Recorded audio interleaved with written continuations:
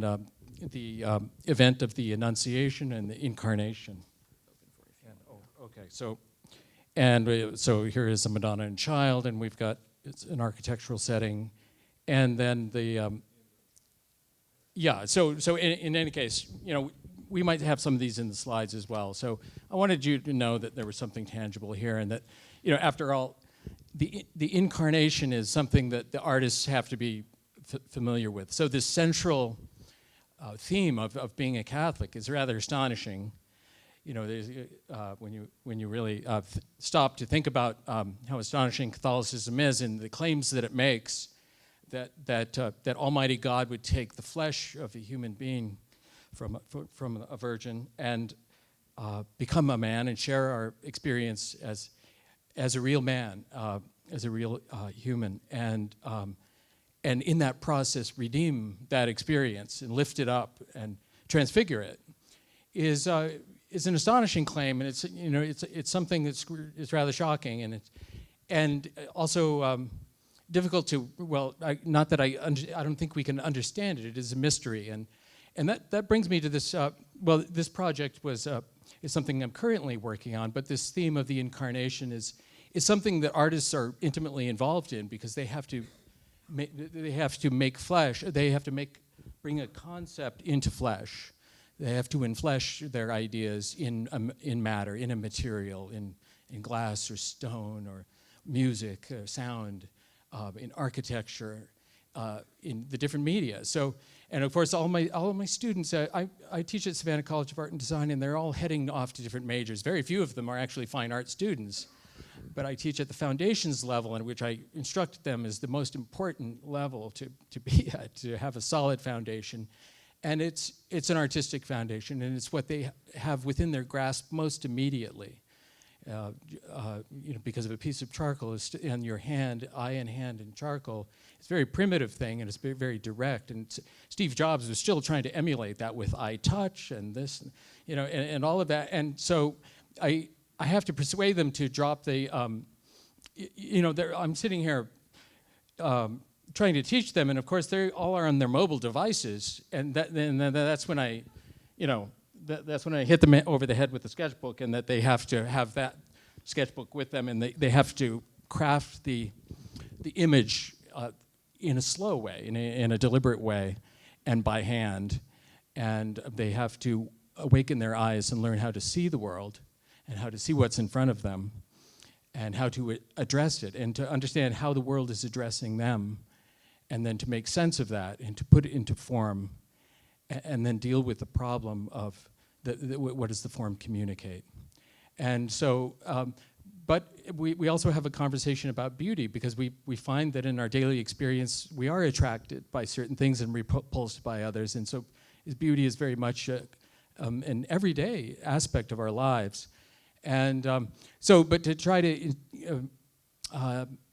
craft a discipline to bring the students into a mode of understanding where they could actually take this information and go somewhere with it is a difficult thing.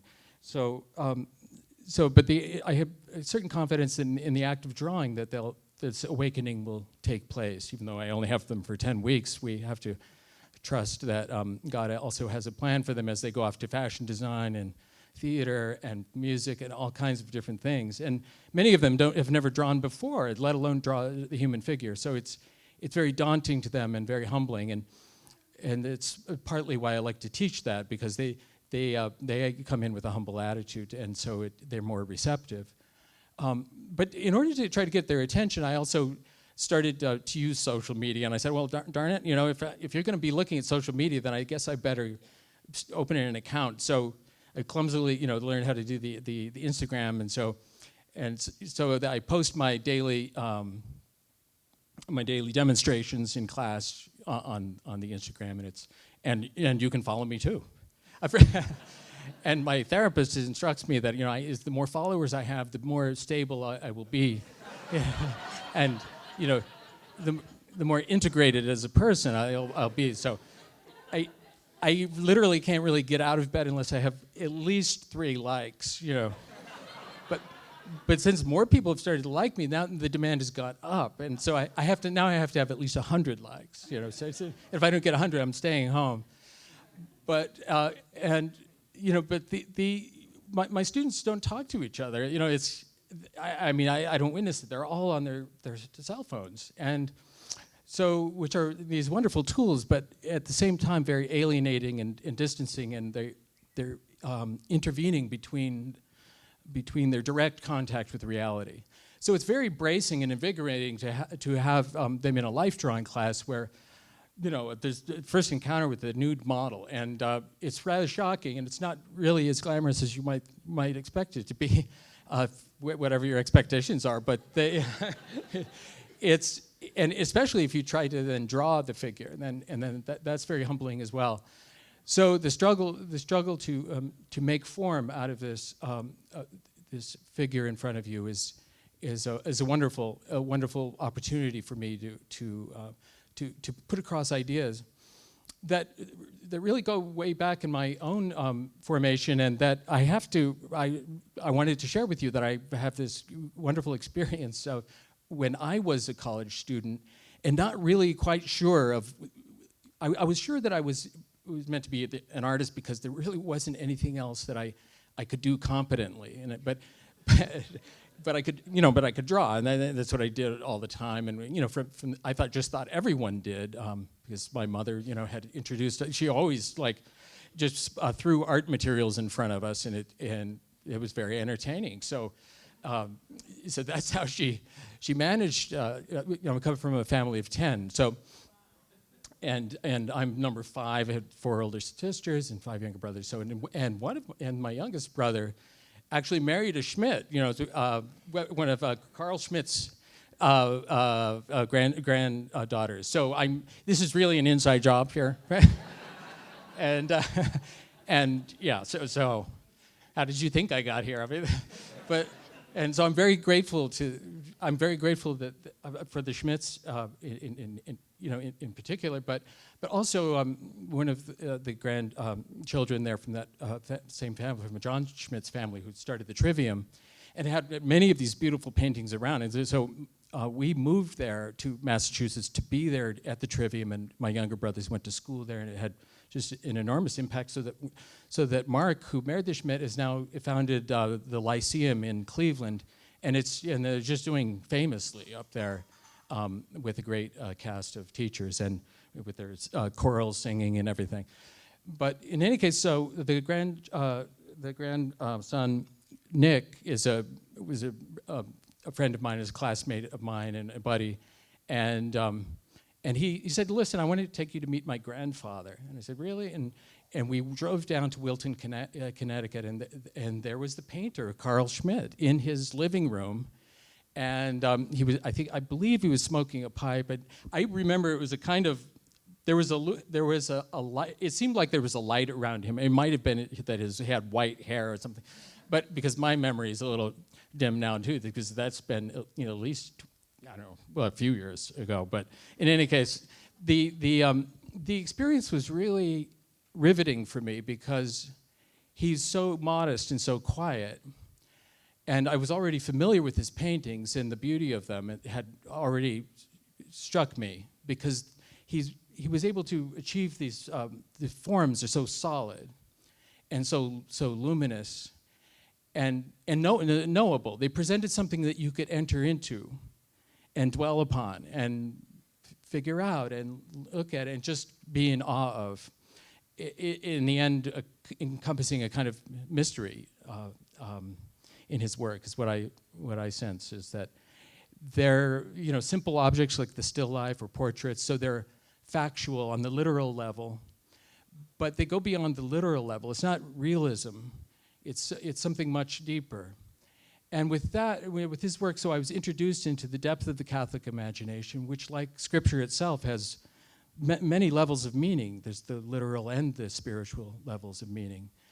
And the spiritual can encompass morals or allegory, and like the parables of Christ, and we have the image of the sower up here, and which is like seeing an old friend. That was at the Trivium at the time when I was there. But so when I entered in and to meet Carl Schmitt, the painter, and he was so easy to talk to, but he was meditating on scripture. He was reading his, I take it was his favorite passage. It just seemed random to me at the time, but it was from the Gospel of John, about the Word becoming flesh. But he was dwelling upon the passage, the lines that have to do with the light shining in the darkness, and the darkness not comprehending it, not understanding it. This mystery of God shining into creation, and that the light was the light of men. And so what I got from that was that, connecting it to Carl's paintings, was that the intellectual light by which we understand the world is connected in some mysterious way to the body and to our ability to see, and that we receive information through our senses, and we receive knowledge through our senses, and of course his light is a theme for him that was very central. And this light is, I think, that multi-layered, meaningful light, which is visceral and physical, something splendid, something that sparkles, it's spectacular. So it has a surface beauty, but it's also very deep, and it has an intellectual element. It has a depth that by which we can come to understand the meaning in his piece, and how that makes it worthwhile, how it lifts it up from just something that's random or an impression. So it was a unique form of art, and so that encounter really helped me because at that time I had never met an artist before, and yet I was really in a quandary because I felt that I was meant to be an artist. But I didn't know any artists, and I didn't know how to be an artist. And I thought, well, I was thinking in terms of commercial things, and I could be maybe an illustrator or something and make money that way. But so this encounter with this person who, lived this rich, deep life and built these beautiful images was absolutely riveting to me. And then I also have a debt of gratitude to his son Carl Jr., who is here tonight, and I'm very glad Carl could come, because he was very instrumental to me in being my first great critic and enabling me to see what I was actually trying to do in my own work by talking to me slowly, and because he had become so familiar with his own father's work and he had thought about it so deeply, he was able to actually lead me. So in that commission at the Opus Dei gave to me in New York at their Murray Hill place for the triptych of the Holy Family, and it was with emphasis on St. Joseph, and it's the St. Joseph Chapel where they instruct the younger men in the work. And so the centerpiece was Jesus and Joseph working in the workshop with Mary entering in and interrupting the work, and she was bringing in a cup of cold water, and then the other two panels of the triptych are the nativity panel of the rest on the flight into Egypt with a nursing Madonna, and then on the other panel was the death of Saint Joseph. So you have the whole the youth or the birth and youth and death cycle of the three ages of man, really encompassed in the life of the Holy Family, so that we see that the Holy Family shares our own common experience, and yet it transfigures it by the way they live it. And so I took it that my responsibility was like I had learned from Carl Schmitt's paintings, that the first thing they have to be is be viscerally beautiful. They have to be physically beautiful.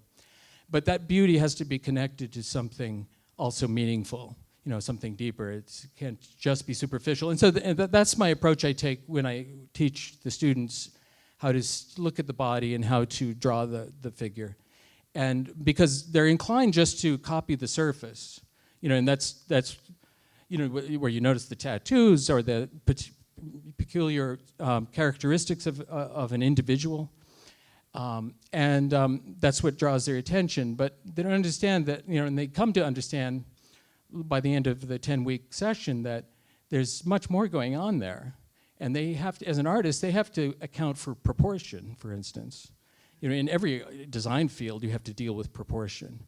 But our whole sense of proportion comes from having a body and comes from looking at bodies and admiring bodies. And we know that the size relationships can be significant. I mean, the whole fashion industry, of course, is run on that. But in a deeper way, it's meaningful to us. So proportion, the rhythm, we were watching the choir, and the conductor was just anticipating the rhythm of the movement and the movements of his bodies just so perfectly, echoing and giving a physical image of the emotional rhythms and the tempo in the music.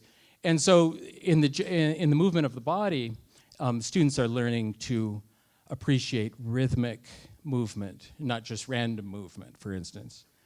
And so then they're also dealing with the issue of balance, and all of the basic principles and elements of design, in other words, are contained in the human body.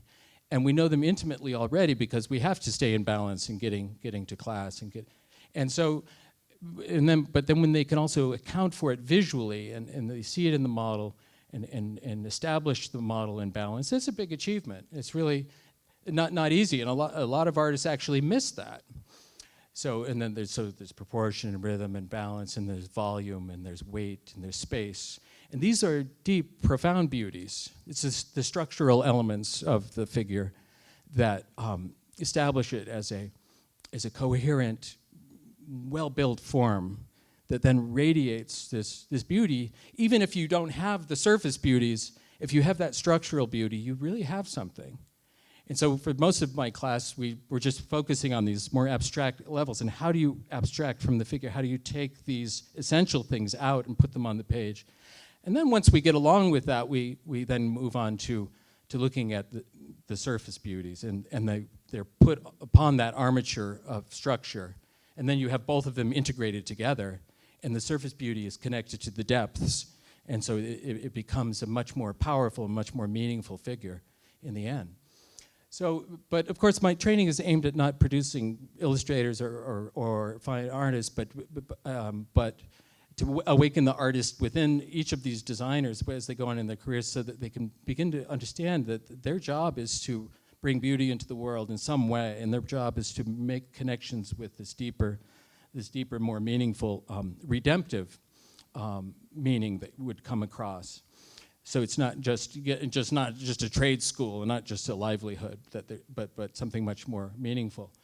So these are things I'm very. It was just a pivotal moment in my life to meet Carl Schmitt. And so when Andrew invited me, I was just wanted to figure out how that would be possible. And I'm very grateful to the Carl Schmitt Foundation for making it possible for me to come here. I'm sorry I wasn't able to bring my gorgeous wife with me. She's given me 8 beautiful children, and they're all artists and doing famously. You can look up Mariana Langley on marianalangley.com. She's doing beautiful paintings on silk and making a go of that. You can actually buy them for Christmas. There's the really reason I came here was to give a shout out to Mariana and Cecilia, who designs leather riding boots and shoes, and all of the rest of them. So the other wise thing about Andrew is that he limited my talk to 15 minutes. But now that I have the microphone, and we've not even started the slides, but so therefore you have to go to my website, right? So I haven't been there for a long time myself, but they're so static and so yesterday, right? It's Instagram that's also yesterday too. But anyway, so all the thing about contemporary culture and of course pop culture is that it's all passing, and it's passing so quicker than you can chase it. And I've often gotten criticisms or critiques, gently from artists and people that, well, why don't you paint in a contemporary way already? Why are you doing all this old-fashioned stuff and that? And I said, wait a minute. The artists establish what is contemporary. I am contemporary. I'm living now, and I'm saying this is what it is. I propose this. I profess this. I'm not here to follow the trend. It's not. We set the trends. Artists set the trends, not critics and not galleries and not even museums and curators, and all of that. All the each of those roles has important role to play, and for sure. But the canon of great art has been established by artists making great art and other artists emulating that art and following that as a great conversation through history. And so it's the artists who've been setting what the trends are, or should be anyway. And so this whole idea of following a trend that's really market-based and full of gimmicks that are driven by people that really are not artists anyway. So I think that's really spurious. And in any case, I wanted to, the one little, briefly, and this illustration on this is on my website, where you can see the full color and everything. And it was for a chapel. And so, well, before I get to this, just one point would be that one thing Carl Schmitt also taught me is that what is a Catholic artist? And I just thought, well, it would be obviously someone who does religious pictures, and I'm not sure, I'm inclined to do the figure. But he said that, his work spoke to me as on the level of, well, it's about beauty and the redeeming influence of beauty in your life, whether it's with the garlic and the pots over here cannot be compared to the Madonna and Child, in terms of subject matter. But that's not what, the subject matter is not what makes the Catholic artist. And getting religious commission is not what makes a Catholic artist, but it's being able to see the world and represent the world to an audience with the Catholic vision, that there's depth to the world and there's meaning in the world, and that the superficial beauty has a connection to a deeper beauty. So beauty is meaningful. Even the surface beauty is meaningful if you connect it to the deeper thing. But it could become co-opted and meaningless, if it's taken out of its own rightful context. So part of my mission, as I understand it, is to reclaim the nude, for instance, as an art form. So my Instagram is Langley.artgram, ARTGRAM, in case you're looking for it. But so Langley.artgram, but it's the nude sketchbook, because the sketchbook is the vehicle to begin to incarnate an understanding of the world. And so these are not finished, most of them are not highly finished works, but they're meant to be a guide chiefly for my students. But what I teach them is that the body is good, the human body is good and noble and has integrity. And shouldn't they present it in that way? Shouldn't they represent the human in a way that the human form is not being manipulated, but allow it to shine in its splendor? And so I teach them that part of their role is to reclaim the human body as within the purview of the arts, as the responsibility of fine artists, and not a market, not being just used by a market interest. So I had this commission to do a chapel, to do the sanctuary walls of a chapel, and they were very imaginative. And I have to say, but I have to back up and say that without patrons and without a faithful, without a church, a faithful body of believers that care about their faith, and without a pastor who cares about it, the artist would, a Catholic artist would have no route to express this deeper vision. Of course, they could go to the Hermitage and make beautiful things like Carl Schmitt, and he did that, so he's a great example. But when the idea of having a public forum for art, a shared experience of art, and this is the wonderful thing about a church, is that it's intimate to everyone's life from every walk of life, and it's a shared experience in the faith. And so it's a very humbling but very ennobling and gratifying experience to work for the church. The client is not just a corporate entity, but the people who actually profess the faith are as much a cause of that artwork being on the wall as the artist is. And of course, the pastor is extremely important to that. And the patrons who pay for that are also extremely important to that, because I would be limited to my sketchbook only if, that is my studio, is my sketchbook. But this largesse that comes across in this imagination that comes out, and this call for something more and something bigger and something brighter and better and more finished and more perfect and more beautiful. It's something that takes the artist out of their isolation and allows them to express that for the good of everyone. And so, it's always a very moving and very gratifying experience to have a commission like that. And so, and this was for a high school in Fort Wayne, Indiana. It's a high school that was renovating, and also one of Thomas Gordon Smith's students from Notre Dame, William Heyer, was the architect on that particular job. And so, William worked with the bishop to come up with this program of paintings they wanted. And so it was already a chapel dedicated to St. Francis, and they were renovating it. And so they wanted Francis to be, it was his chapel, and he wanted to have to do with him in some way. And they wanted to connect to the images in Assisi and the images by Giotto and the palette of Giotto and everything.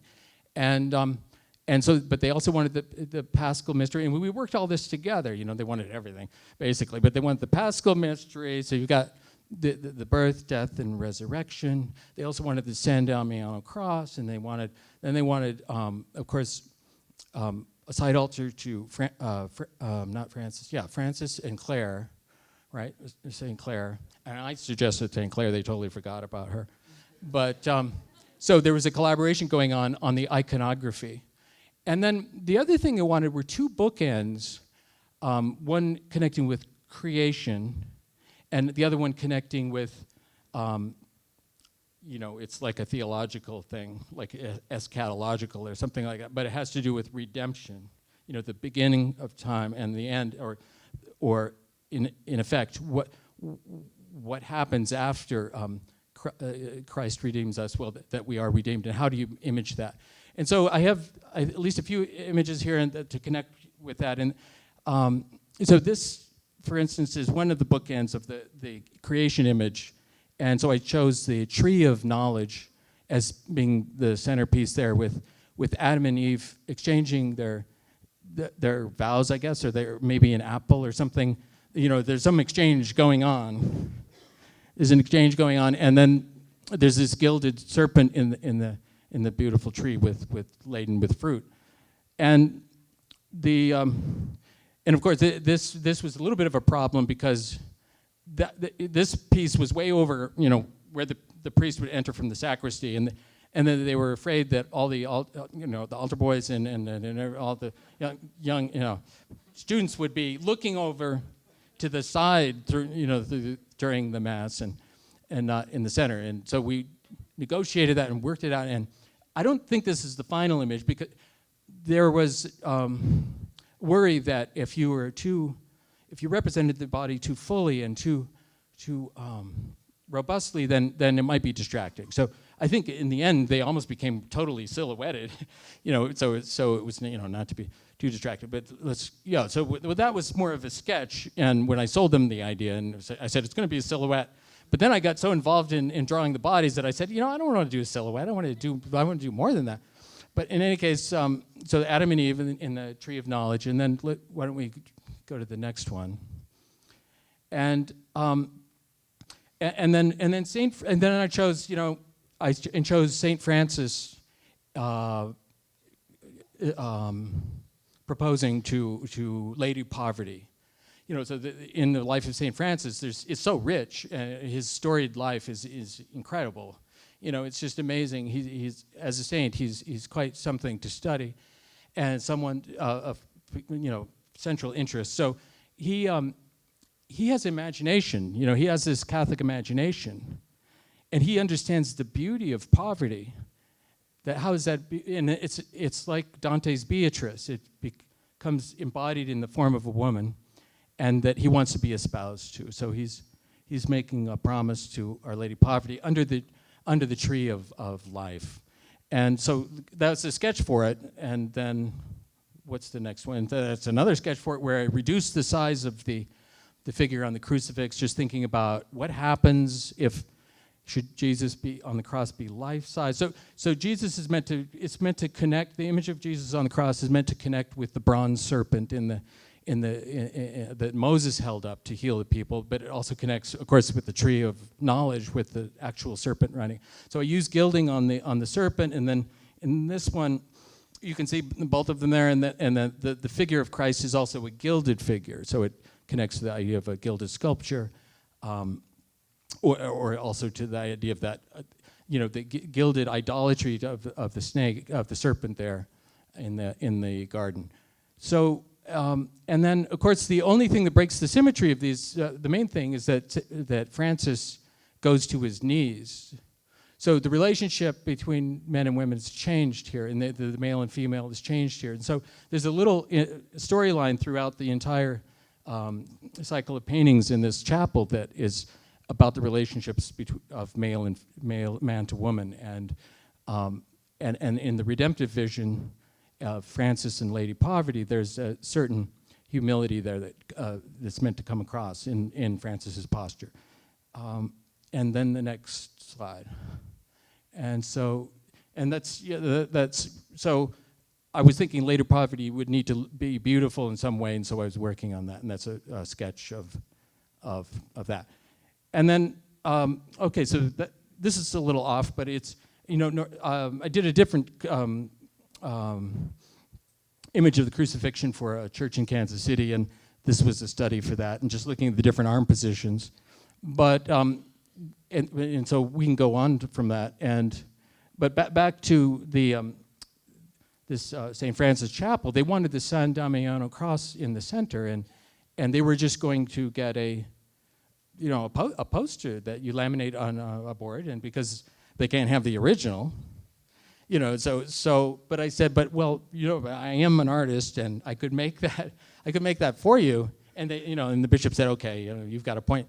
So they had me to, anyway, so we looked at Francis, and then you can go ahead to the next, and we'll just speed through these, and that's the San Damiano cross there, and they wanted, the bishop wanted, he wanted St. Francis's Canticle of the Creatures, the Canticle of the Sun, sometimes it's called, but it's sometimes said that St. Francis marked the birth of Italian poetry, or of poetry generally, as a troubadour, but he makes this marvelous poem, which is a hymn of praise to God, but seeing creation at all its different levels, the fire and the sun and the moon, as being transfigured by the light of Christ, being completely transformed in its meaning.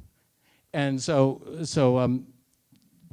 I was, wondering how to represent that, and this is what I came up with. And so there's the moon and the sun and the stars, and some of the gilded, reflected light is meant to communicate that brilliance. And then, and so there's the replica of the San Damiano cross with this kind of euphoric celebration of creation behind it.